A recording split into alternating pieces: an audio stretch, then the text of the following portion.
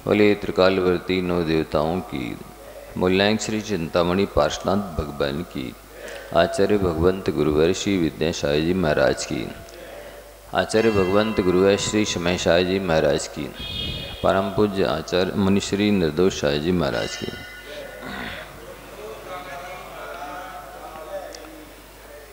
तो कल ये बताया गया कि व्यक्ति पाप का फल तो नहीं चाहता है, लेकिन पाप छोड़ना नहीं चाहता है।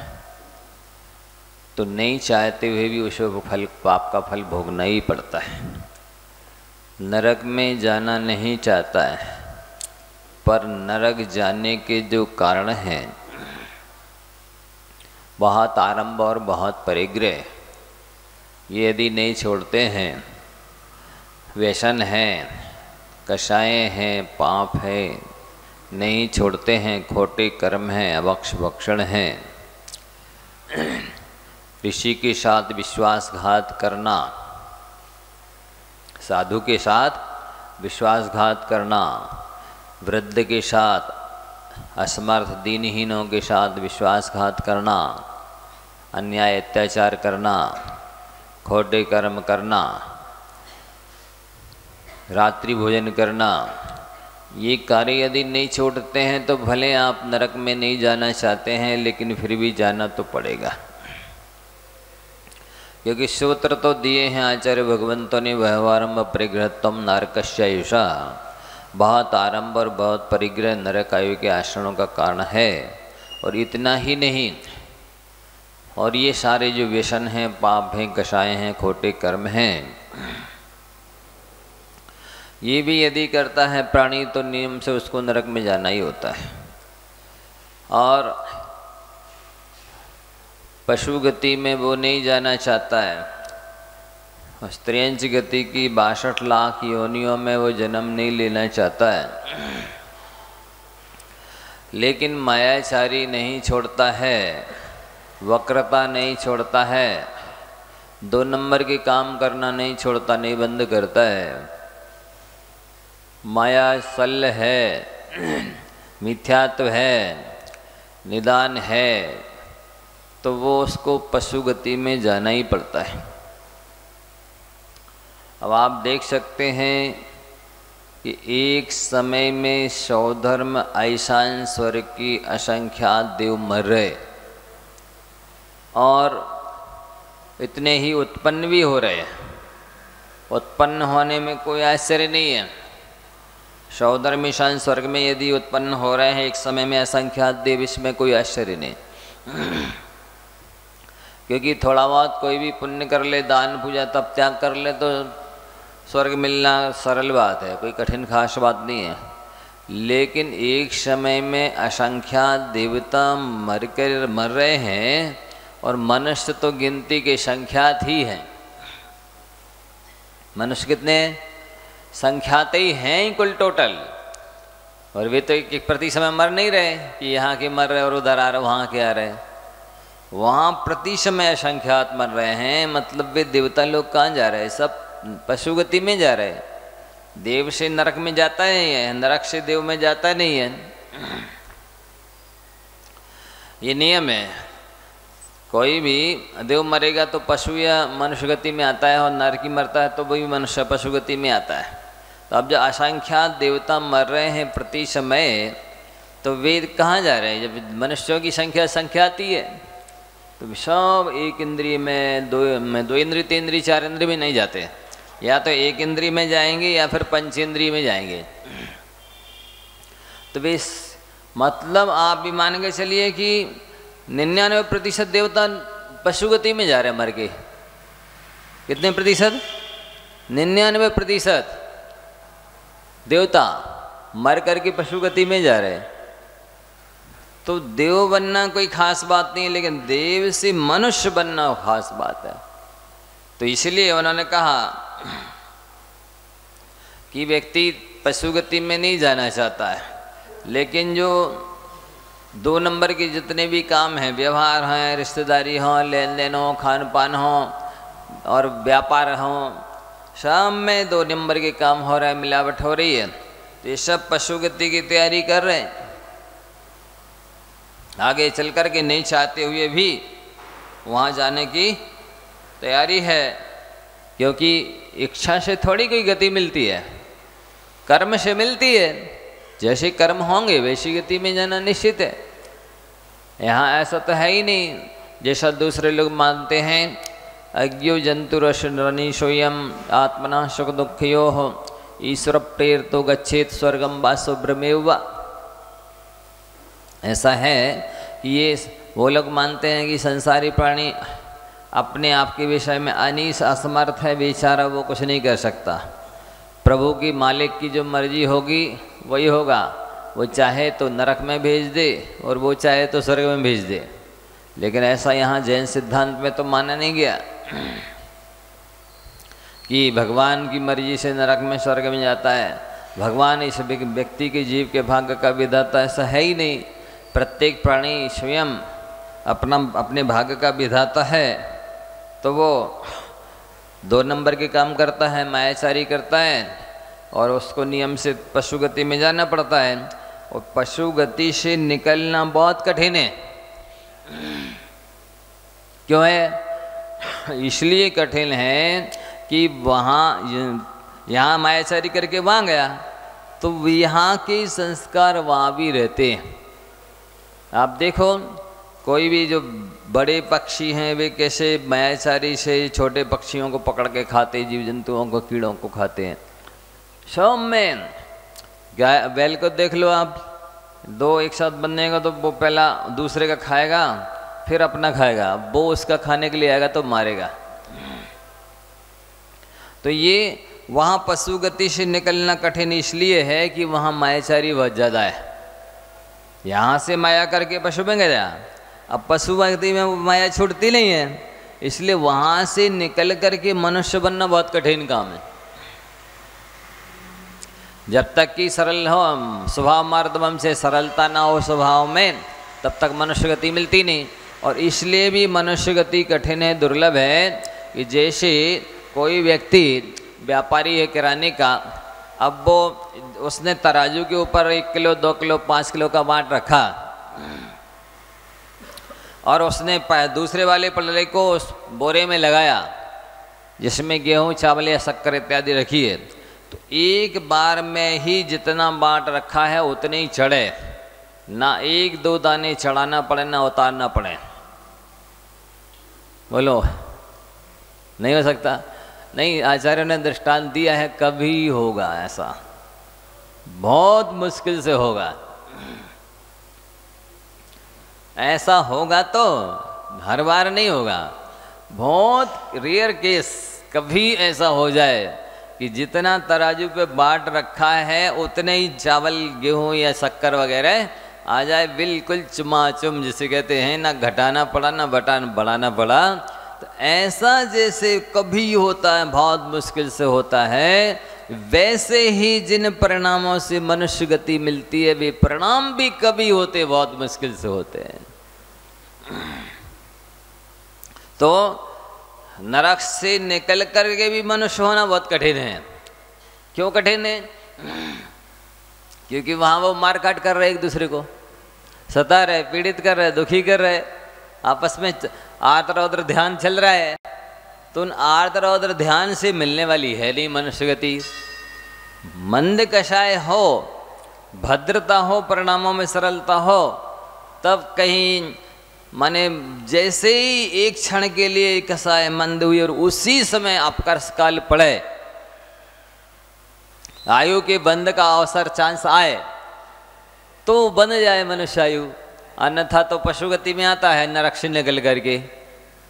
तो नरक से निकल करके भी मनुष्य में आना कठिन है, क्योंकि आर्त रौद्र ध्यान 24 घंटे चल रहा, 12 घंटे महीने चल रहा है, जीवन भर चल रहा है। इसलिए नरक से निकल करके मनुष्य होना कठिन है और त्रियंश गति से भी निकल कर मनुष्य होना कठिन है। क्यों? वहाँ पर निरंतर मायाचारी चल रही है, इसलिए वैसे माया के परिणामों से भी मनुष्य गति नहीं मिलती। और देवों से मनुष्य गति मिलना भी कठिन है। क्यों है? इसलिए कि प्रति समय एक समय में सौदर मिशान स्वर्ग से असंख्यात देवता मर रहे, च्युत हो रहे हैं, और मनुष्य गिनती की संख्या ही है। प्रति समय यहाँ भी मर रहे होते और वहाँ भी मर रहे होते तो कहते यहाँ के जा रहे हैं, वहाँ से यहाँ आ रहे हैं। तो मनुष्यों तो ऐसा है हो नहीं रहा कि प्रति समय असंख्यात मर रहे हो वह, तो यहाँ संख्या कुल संख्यात ही है और उनकी मरने की क्वांटिटी असंख्यात है, तो वे कहाँ जा रहे हैं? वे सब मर करके एक इंद्रियों में या पशु गति में जा रहे हैं। तो मनुष्य गति से भी निकल करके मनुष्य होना कठिन, देव गति से निकल करके भी मनुष्य होना कठिन है, त्रियंश गति से भी मनुष्य गति में आना कठिन है। वहाँ एक कारण ये भी है कि एक तो प्रति समय असंख्यात मर रहे हैं और यहाँ की संख्या संख्यात है। दूसरा कारण ये है देवगति में कि वहाँ पर प्राय करके देवगति में कौन जाता है? देवगति में वे जीव जाते हैं जो दान पुण्य करते हैं, पूजा करते हैं, अच्छे कर्म करते हैं। तो वे प्राय करके मनुष्य गति में जितने भी दान पूजा पुण्य इत्यादि करने वाले हैं, भोगों की चाह से करते हैं। हे भगवान, शादी हो जाए, विवाह हो जाए, ये हो जाए, दुकान खुल जाए, सर्विस लग जाए, परीक्षा में पास हो जाए, बीमारी दूर हो जाए, या तो इसलिए करेंगे, अथवा तीव्र कषाई होते हैं सो बदले की भावना रखते कि हे भगवान हमारे शत्रु का सत्यानाश हो जाए, उसका हानि हो जाए, नुकसान हो जाए, अपमान हो जाए, उसकी शादी ना हो पावे, उसके यहाँ बेटा ना हो पावे। ऐसे भावों से कर रहा है वो, दान पूजा तो कर रहा है, तो ऐसे भावों से कर रहा है, या फिर चाहे मांग इच्छा कांक्षा रख रहा है, ऐसे भावों से कर रहा है, तो जो पुण्यबंध हुआ उससे वो स्वर्ग में तो गया। लेकिन ऐसे भावों से जो उसने पुण्य किया था सो स्वर्ग में जाएगा तो, लेकिन वहाँ जो वैभव मिलेगा, सामग्री मिलेगी, उसमें वो आसक्त हो जाएगा। और आसक्त ऐसा होगा कि जैसे गाय के थन में जोंक लग जाती है, किल्ली वगैरह जीव, तो वहीं पर दूध भरा है अमृत जैसा, वो दूध नहीं पीती, वो खून पीती है, और वो खून भी इस तरह से आसक्ति से पीती है, इतना ज़्यादा खून पी लेती है कि वो उसका पेट फट जाता है, इतना खून पी लेती है।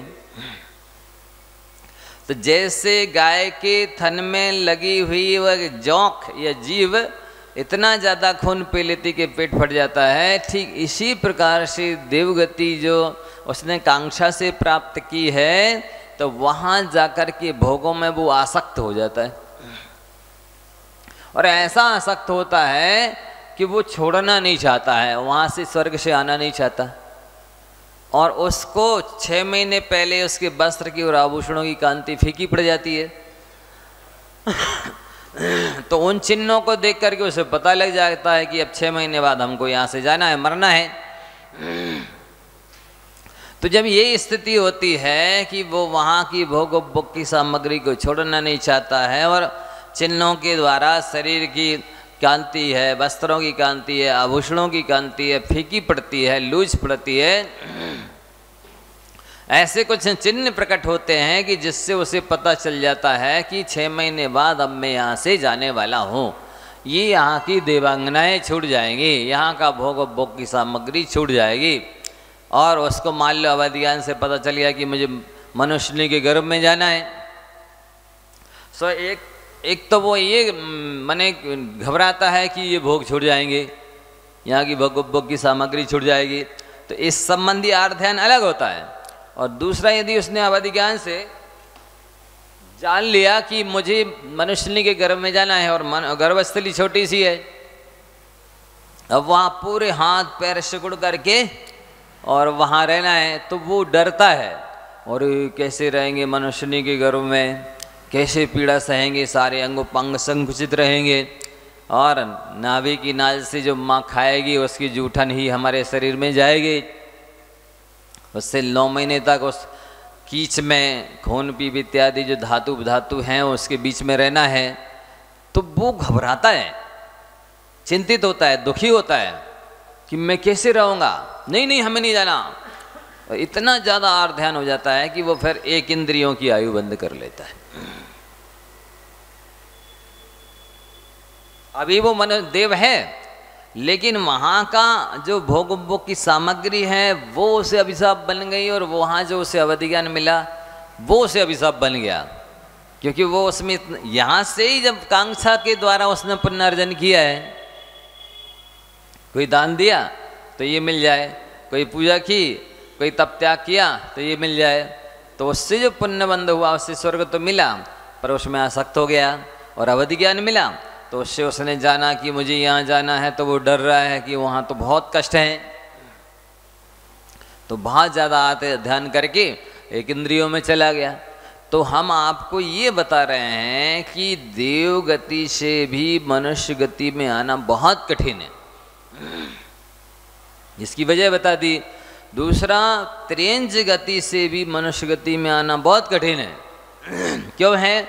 इसलिए कि यहाँ से मायाचारी करके त्रियंचों में जाता है, और त्रियंचों में मनुष्यों से कई गुनी ज़्यादा मायाचारी होती है। भले उनने कोई स्कूल में, विद्यालय में, पाठशाला में नहीं पढ़ा, लेकिन स्वभाव से ही वे मायाचारी करने में एक्सपर्ट होते हैं, चतुर होते हैं, बहुत माहिर होते हैं। आप त्रियंचों की मायाचारी देखिए, तो वहाँ जो मनुष्य गति में आने की कारणभूत भद्रता है, मंदकषाय है, सरलता है, बेपरिणाम होते नहीं है, मुश्किल है। और जिन परिणामों से मनुष्य गति में आना है, जब बेपरिणाम नहीं होंगे तो आएगा कहाँ से मनुष्य गति? वो बार बार मर मर करके उसी त्रियंच योनि में उत्पन्न होता है, पशु गति में ही जन्म लेता है, फिर आयु पूरी करी फिर उसी में उत्पन्न हो गया, फिर आयु पूरी करी फिर उसी में उत्पन्न हो गया, फिर आयु पूरी करी फिर, ऐसे संख्यात असंख्यात पुद्गल परिवर्तन तक, असंख्यात असंख्यात पुद्गल परिवर्तन के सागरों तक वहीं पड़ा रहता, वहीं पढ़ाता है, वहीं पड़ा रहता है। बहुत मुश्किल से जिस समय आयुबंध का अपकर्ष काल चांस अवसर आए, और उसी समय भद्रता हो, मंदता हो, कषाय में सरलता हो, तो मनुष्य आयु बधे।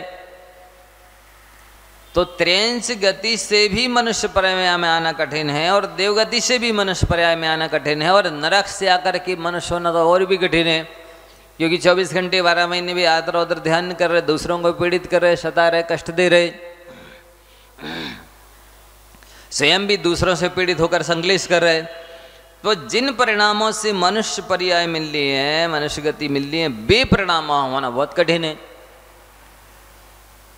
इसलिए नरक से आना आकर मनुष्य होना भी कठिन है, पशु गति से होकर आकर के भी मनुष्य होना कठिन है, और देव पर्याय से आकर के मनुष्य होना कठिन है। और मनुष्य से मनुष्य हो सकता है, लेकिन ऐसे परिणाम होना बहुत कठिन है। जैसे अभी दृष्टांत दिया आपको कि कोई दुकानदार ने तराजू लिया, 2 किलो का वाट रखा, और गेहूं चावल या शक्कर के बोरे में दूसरा पलड़ा लगाया, गवाया, और सेम उतने ही चढ़ जाए वो गेहूं चावल या शक्कर जितना वाट रखा है, ना कुछ दाने उतारना पड़े ना चढ़ाना पड़े। ऐसा कभी होता है, बहुत कम होता है। तो इसलिए इस तरह के परिणाम मनुष्यों के होना भी बहुत कठिन है कि मनुष्य से मनुष्य हो जाए, इसलिए ये मनुष्य पर्याय बहुत कठिन है। तो यहाँ ये बताया जा रहा है कि जीव व्यक्ति कोई भी नहीं जाना चाहता, किस माने जिसने शास्त्र नहीं पढ़े हैं, जिसने नरक के बारे में कभी नहीं सुना कि क्या व्यवस्था है वहाँ, किस तरह के दुख हैं, उस बच्चा से या बरेदी से भी पूछो नरक में जाना है तो वो कहेगा नहीं जाना। पशु गति के बारे में जो चिंतन नहीं करते हैं, विचार नहीं करते, देख तो रहे हैं कि किस तरह के कष्ट भोग रहे जीव, वे भी पशु गति में नहीं जाना चाहते हैं। और जो चिंतन कर रहे, विचार कर रहे हैं, एक कोटि जीवते जात न बने, जितने करोड़ों जिह्वाओं के द्वारा पशु गति के कष्टों का वर्णन करें तो नहीं हो सकता है। इन अपन जो देख रहे साक्षात आंखों से, इसमें से 62 लाख योनियों में से बता दीजिए कौन सी योनि अच्छी है त्रियंच गति की? बताओ कौन सी पर्याय अच्छी है? 62 लाख योनियों में से कौन सी योनि अच्छी है? हैं? कोई सी भी अच्छी नहीं है। एक में भी जाने तैयार नहीं है, लेकिन मायाचारी छोड़ने के लिए 1 मिनट के लिए भी तैयार नहीं है। माया तैराग्यों ने से सूत्र तो ब्रह्म वाक्य है, मायाचारी करोगे तो त्रियंच गति में जानी है, भले आप जाना चाहो या नहीं जाना चाहो।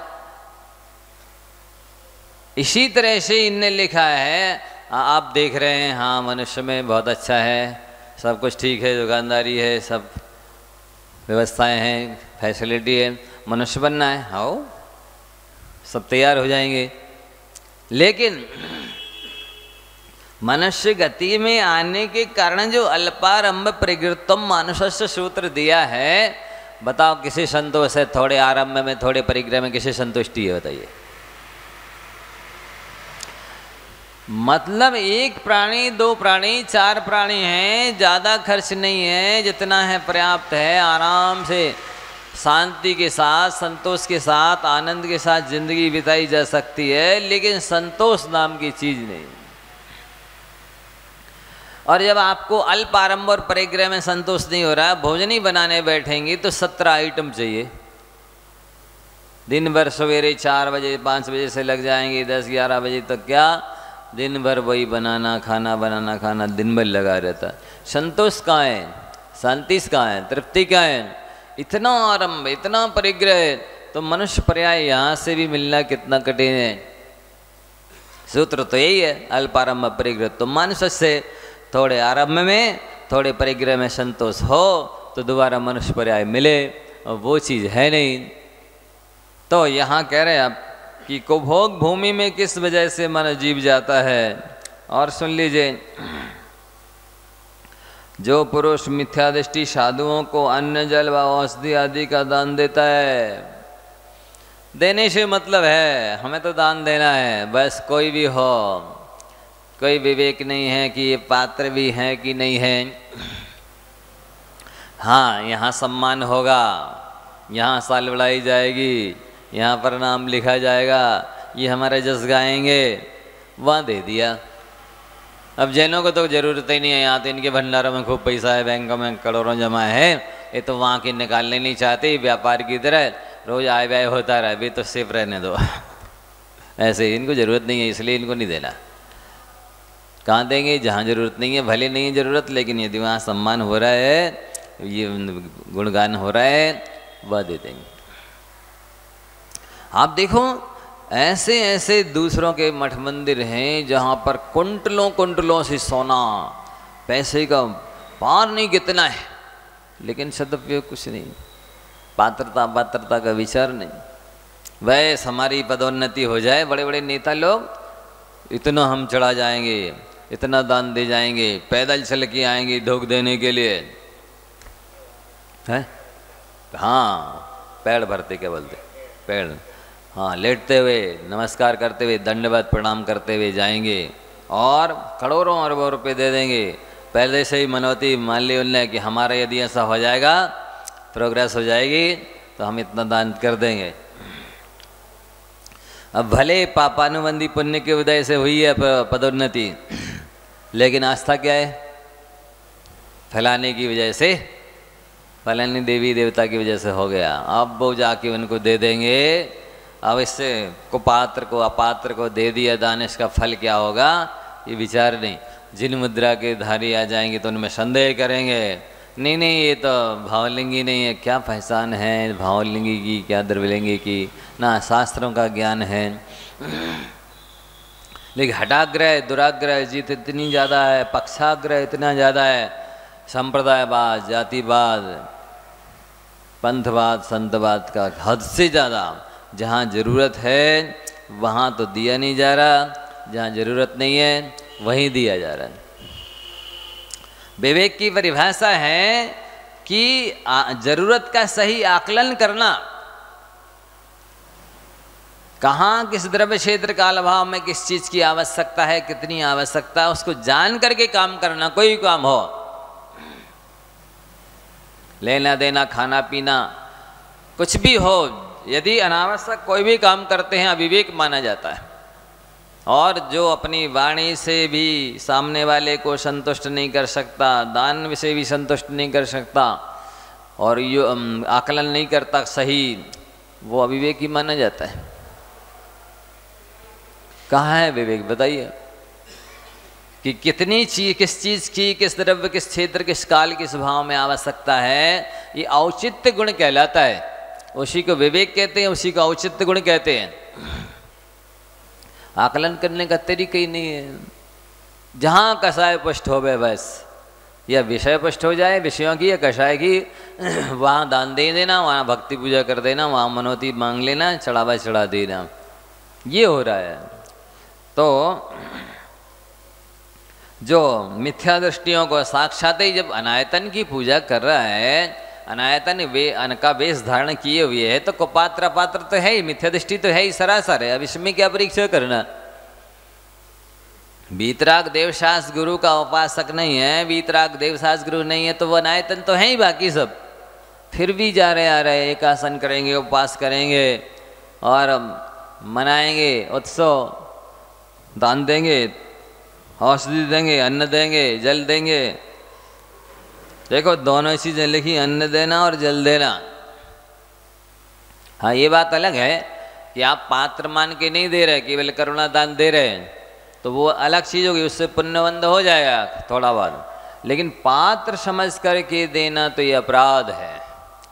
पात्रता तो गुणों से आती है, सम्यक दर्शन से, सम्यक ज्ञान से, सम्यक चार्य से, क्षमा से, मार्दव से, आर्जव से, शौच से, सत्य इत्यादि 10 धर्मों से, 16 कारणों से, इन सम्यक दर्शन ज्ञान चार्य से इससे पात्रता आती है, इससे योग्यता आती है। ये गुण जिनमें जितने ज़्यादा बढ़ते चले जाते हैं, उतनी उतनी उसकी पात्रता योग्यता क्वालिटी बढ़ती चली जाती है, उतना ज़्यादा उसको दान देने से उतना अधिक पुण्य का बंध होता है। तो यहाँ पर विचार नहीं किया जा रहा है, जिस किसी को दान दिया जा रहा है पात्र मान करके, और जो सम्यक दृष्टि श्रेष्ठ साधुओं का अपमान करता है। अब जो वीतराग देवशास गुरु हैं उनके उपासक हैं, इसमें तो संदेह करना ही नहीं चाहिए, फिर भी संदेह करके अपमान किया जा रहा। बड़ी सभाओं में हम नहीं मानते, हम श्रीफल नहीं चढ़ाते, ये क्या है। भरी सभाओं में अपमान अभिनय करना देवशास गुरुओं की, कैसे निधत्ती निकाजित कर्म बनेंगे, 70 कोड़ा कोड़ी सार की स्थिति बन सकती है ऐसे। ये भयानक कर्मबंध है, ये उससे कम नहीं है। शुभम चक्रवर्ती ने तो अक्षरों के पैर से मिटाया था, नाम निक्षेप की अभिनय करके सप्तम नरक पाया था। आप तो भाव निक्षेप के साधु परमेष्टि की अभिनय कर रहा हो, इसका क्या फल होगा। जो संगनन है, जितने नीचे जा सकते हो, 6वीं नरक तक, 5वीं नरक तक, वहां तक चले जाओगे। ये है अपराध। इस तरह की अभिनय हो रही है, साक्षात ऐसे नियम दिए जा रहे हैं। साधु के पास दर्शन करने जाओगे दंडनीय अपराध होगा, और जो नहीं मानते वो दूसरे लड़कों को चढ़ाएंगे, जाओ तुम्हारे मौसी आए हैं, जाओ दर्शन करे आओ, तुम्हारे मौसी आए। ऐसी स्थिति हो रही है जैन भक्तों की, जैन मास्टरों की भी दिगंबर साधुओं को इस तरह से उपेक्षा कर रहे, तिरस्कार कर रहे हैं, इस तरह से शब्द बोले जा रहे हैं। यही है कहलाता है कि श्रेष्ठ जो सम्मेदशी साधु उनका अपमान करना। ऐसे पुरुष मर करके कुभोग भूमि में जन्म लेंगे। क्यों लेंगे? क्योंकि थोड़ा बहुत दान पूजा इत्यादि कर रहे हैं, तो जो पुण्य संचय हो रहा है उससे कुभोग भूमि में जाएंगे। या तो एक टांग के मनुष्य होंगे, या एक हाथ होगा, या बड़े बड़े कान होंगे, एक कान को बिछा लो, एक कान को ओढ़ लो, इतना बड़ा। अथवा जैसे जानवरों के मुंह रहते हैं, सुअर का मुंह है, बाकी आकृति सारी मनुष्य की है। शेर का मुंह है, बाकी आकृति सारी मनुष्य की है। हाथी का मुंह है, बाकी आकृति सारी से मनुष्य की है। ऐसे भिन्न भिन्न कुछ ऐसे कुभोग भूमि में जो होते हैं म्लेच्छ, कि वे बंदरों की तरह वृक्षों के ऊपर रहते हैं। तो जैसे बंदर फल फूल खाते रहते हैं, वैसे वो खाते हैं। कुछ जानवरों की तरह रहते हैं, वृक्षों के नीचे रहते हैं। तो जैसे जानवर यहाँ घास इत्यादि खाते रहते हैं, वैसे वो भी खाते हैं। कुछ ऐसे रहते हैं जो गुफाओं में रहते, शेर आदि की तरह, तो वो गुफाओं में रह करके जीवन काटते हैं। ऐसे इसमें शास्त्रों में बहुत विस्तार से वर्णन आया है कि जो कुपात्रों की सेवा पूजा करते हैं, दान देते हैं, और अपात्रों की अभिनय करती आसाधना विराधना करते हैं, वे मर करके कुभोग भूमि में, ऐसे 96 कुभोग भूमियाँ हैं। कितनी? 96। 48 लवण समुद्र के अंदर, 48 कालोदधी समुद्र के अंदर ये कुभोग भूमियाँ हैं। वो म्लेच्छ भी कहलाते हैं और कुभोग भूमि मनुष्य भी कहलाते हैं। तो इसका फल बताया जा रहा है। इसलिए पात्र अपात्र का आकलन अच्छे से करना चाहिए, और ख्याति पूजा लाभ के लिए या कसाय की पुष्टि के लिए दान पूजा इत्यादि नहीं करना चाहिए। स्पष्ट लिखा है यहाँ पर कि कुपात्र दान का फल, अपात्र दान का फल कुभोग भूमि है। और कुभोग भूमि में तो ऐसा जीवन बिता ही रहे हैं पशुओं की तरह। इसके बाद फिर नियम से वो भवनात्रक में जाएंगे, क्योंकि यदि सम्यक दृष्टि होते हैं, भोग भूमियाँ होते हैं, तो वो सम्यक दृष्टि सौधर्म स्वर्ग में जाते हैं। मिथ्या दृष्टि होते हैं को भोग भूमि में जन्म लेते हैं, या भोग भूमि में जन्म लेते हैं तो वो भवनात्रक में भवनवासी व्यंतर ज्योतिषी देव उत्पन्न होते हैं। और भवनवासी व्यंतर देव प्राय करके भोगासक्त होते हैं, वो मर करके एक इंद्रिय होते।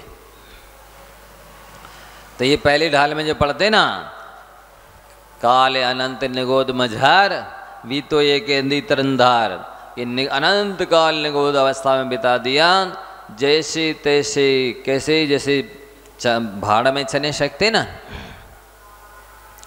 तो जो भाड़ में चने सकता है वो इस तरह से घुमाता है, तो एक आध चना फूटता है तो वो चक्कर के बाहर निकल जाता है। ऐसे तो वहाँ निगोद से निकला, काल अनंत निगोद मझार, और यहाँ से निकल करके एक इंद्री, दो इंद्री, तीन इंद्री, चार इंद्री, असैनी सैनी पंच इंद्रियों की पर्यायों को धारण करते करते पूरे त्रियंश की 62 लाख योनियों में से पार करते करते, और मनुष्यों में भी जो नीच आदि कुल हैं, जातियां हैं, उनमें जन्म होते होते किसी तरह मनुष्य बना। मनुष्य से थोड़ा भी ख्याति विजय लाभ के लिए, विषय कसाय की पुष्टि के लिए दान पुण्य किया, देवों में गया। अब देव से वहाँ भोगों में आसक्त हुआ, मर करके फिर एक इंद्रिय हो गया। तय तय चय था वर्तन धरे, यूं परिवर्तन पूरे करे। ये स्थिति चल रही है संसारी प्राणी की। ज्ञान ना होने की वजह से, विवेक ना होने की वजह से मनमानी करता रहता है, समझता नहीं इसका परिणाम क्या होगा। तो ये स्पष्ट लिख रहे हैं कि वो कुभोग भूमि में जाते और वहाँ से आकर के फिर एक इंद्रिय भवनात्रक में जाते, वहाँ से निकल करके एक इंद्रियों में चले जाते। एक दो और शिक्षा की बातें विशेष बता देते हैं। कर्तव्य हमारा अपन करते चल रहे हैं, अब आप सब कितना इसे आत्मसात कर रहे हैं। सुनने से परिवर्तन तो आता ही है, अंतर तो आता है, हम भी महसूस करते हैं कि हो रहा अंतर आ रहा है, लेकिन उसको गंभीरता से लिया जाए। प्राय करके हमारे पास रोज ही एक ना एक व्यक्ति आके कहता है, कोई महिला आएगी, कोई पुरुष आएगा, महाराज जी हमारे बच्चे को बहुत गुस्सा आती है, महाराज जी हमारे पतिदेव को बहुत गुस्सा आती है। 1 मिनट के लिए तो इतनी तेज गुस्सा आएगी कि वो कीमती से कीमती चीज़ तोड़ फोड़ डालेंगे, कुछ भी नष्ट कर डालेंगे। आप उपाय बताइए, उपदेश दीजिए, समझा दीजिए अपने प्रवचन में। हमने आए दिन हम तो बोलते ही रहते हैं कि जैसे बॉर्डर क्रॉस करते ही कुत्ता शांत हो जाता है। कुत्ता कब तक भौंकता है? जब तक वो अपनी सीमा के अंदर है, और व्यक्ति जैसे ही उसके बॉर्डर क्रॉस कर गया, अब वो भौंकता नहीं, फिर भौंकना बंद कर। ठीक इसी प्रकार से आपका क्रोध रूपी कुत्ता भौंकता है, गुस्सा आती है। यदि आप बॉर्डर क्रॉस कर देवे, जिस क्षेत्र पर, जिस व्यक्ति से, जिस स्थान में द्रव्य क्षेत्र काल भाव में गुस्सा आ रही है, बस आप उस बॉर्डर को क्रॉस कर जाइए, क्रोध एकदम शांत हो जाएगा। लेकिन अब यदि पाली बांध के बैठेंगे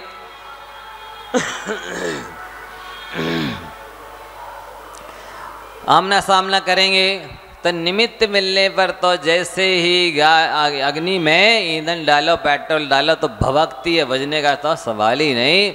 इसी प्रकार से आप यदि निमित्त से भिड़ेंगे तो निश्चित ही अहित होगा। आपको शायद पहले बताया हो, मुझे याद नहीं है, कि जैसे आप रोड पर PWD के नियम के अनुसार, रोडवेज के अनुसार आप बाएं साइड से चल रहे हैं, लेकिन इसके बाद भी कोई रंग आ रहा है, वो दाएं साइड से आ रहा है सामने से, तो गलती किसकी है? उसकी गलती है ना। वो दाएं साइड से आ रहा है और आप बाएं साइड से जा रहे हैं, आप सही है, मान लिया सही है। लेकिन यदि आप टकराहट करते हैं, हम साइड नहीं देंगे, हम तो राइट साइड चल रहे हैं, साइड किसे देना चाहिए? सामने वाले को देना चाहिए, क्योंकि वो रंग साइड चल रहा है। तो वो रॉन्ग साइड चल रहे हैं और आप राइट साइड चल रहे हैं, इसके बाद भी टकराएंगे तो क्षति तो दोनों की होगी। गाड़ियां दोनों की टूटेंगी फूटेंगी, एक्सीडेंट होगा तो हाथ पैर दोनों के ही टूटेंगे फूटेंगे। इसलिए इस शिक्षा को हमेशा याद रखिए कि भले ही सामने वाले की गलती है, ये दृष्टांत दिया हमने, लेकिन इसके बाद भी आप टकराहट से बचिए। टकराहट करेंगे तो निश्चित ही क्षति तो होगी और गलती आपकी भी मानी जाएगी। टकराना ही अपने आप में गलती है, प्रमाद है, इसलिए इस टकराहट को टालिए। सबसे अच्छा बेस्ट तरीका है क्रोध को जीतने का, तुरंत मौन हो जाइए, स्थान छोड़ दीजिए, बस। अब आएगा किसी भी कर्म का उदय एक अंतर्मुहूर्त से ज़्यादा नहीं चलता। एक अंतर्मुहूर्त के बाद में कर्म का उदय बदल जाता है, कषाय का उदय भी बदल जाता है और उसके स्पर्धक जो है स्थिति अनुभाग हीनादिक हो जाता है। तब एक अंतर्मुहूर्त के लिए यदि स्थान को, द्रव्य क्षेत्र काल को छोड़ देते हैं तो भाव भी बदल जाते हैं। ये सबसे बेस्ट तरीका है। वस्तुता जीतता तो वो शांत स्वभाव वाला ही है। अंत में विजय किसकी होती है? देखो, गरम लोहा ठंडे लोहे को काटता है कि ठंडा लोहा गरम लोहे को काटता है? बताओ। ठंडा लोहा गरम लोहे को काटता है तो जिसको गुस्सा नहीं आ रहा है और जीत उसकी होगी। अंत में कटेगा तो क्रोध करने वाला ही। क्यों? इसलिए कि जैसे पानी को आप कितने ही खौला दें लेकिन खोलना उसका स्वभाव नहीं है, पानी का स्वभाव तो शीतल ही है। इसी तरह से आपका आत्मा का स्वभाव तो क्षमा है, शांति है, और स्वभाव में रहने वाले की ही विजय होती है, तो शास्त्रों में पक्का लिखा है। इसलिए इसको हमेशा याद रखें कि आप बॉर्डर को क्रॉस कर दें तो जैसे कुत्ता भौंकना बंद कर देता है वैसे ही क्रोध भी शांत हो जाता है। अच्छा देखो, बहुत अच्छी बात है, महत्वपूर्ण प्राचीन ऋषि मुनियों के चिंतन है। व्यक्ति को यदि अपना पतन करना है तो पतन तो इच्छा मात्र से हो जाता है।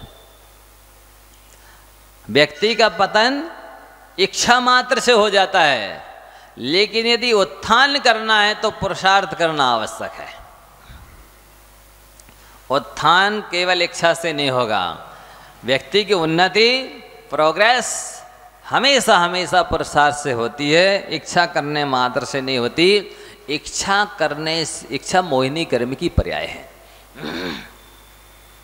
जिसकी जितनी ज़्यादा इच्छा है समझ लीजिए उसके पास उतना ज़्यादा मोह है, और जिसके पास जितना ज़्यादा मोह है समझ लीजिए उसका उतना लंबा संसार है, और जिसके पास में जितनी इच्छा है तत्काल में वो उतना ज़्यादा बेचैन होता है, दुखी होता है, आकुल व्याकुल होता है। ये भी नियम है। तो जिस चीज़ ने उत्पन्न होते ही दुखी कर दिया, किस चीज़ ने? क्रोध ने। तो जिस इच्छा ने जब उत्पन्न होते ही दुख उत्पन्न कर दिया और इच्छा की पूर्ति नहीं हुई तो डबल दुख हो गया। एक तो इच्छा ने दुख उत्पन्न किया, आकुलता उत्पन्न किया, और फिर इच्छा की पूर्ति नहीं हुई तो डबल दुख हो गया। और चलो इच्छा पूर्ति हो गई तो भी आकुलता खत्म नहीं होती है। आप अनुभव करना इस चीज़ को, आज अपने दिन भर में देखना कि आपके अंदर कोई इच्छा उत्पन्न हुई, फिर आपके हृदय में कैसा लगा, फिर इच्छा की पूर्ति नहीं हुई तो कैसी फीलिंग हुई, अथवा इच्छा की पूर्ति हो गई तो कैसी आकुलता बनी रही, हड़बड़ी बेचैनी रही, और फिर इसके बाद में तृप्ति नहीं हुई तो फिर कैसी बेचैनी हुई, और इसके बाद में तृप्ति नहीं हुई और साथ साथ फिर उस चीज़ को हम छोड़ना नहीं चाह रहे थे और वो छूट गई, फिर क्या हाल हुआ। ये सारी चीज़ों को आप खुद अनुभव करना, अपने जीवन में उतारना। हो सके तो इच्छा उत्पन्न ही ना हो, ये बहुत बड़ा पुरुषार्थ माना जाएगा, मोक्ष मार्ग की साधना मानी जाएगी, सुखी होने का उपाय होगा। जावणी के ज्ञान ते सूझे लोकालोक,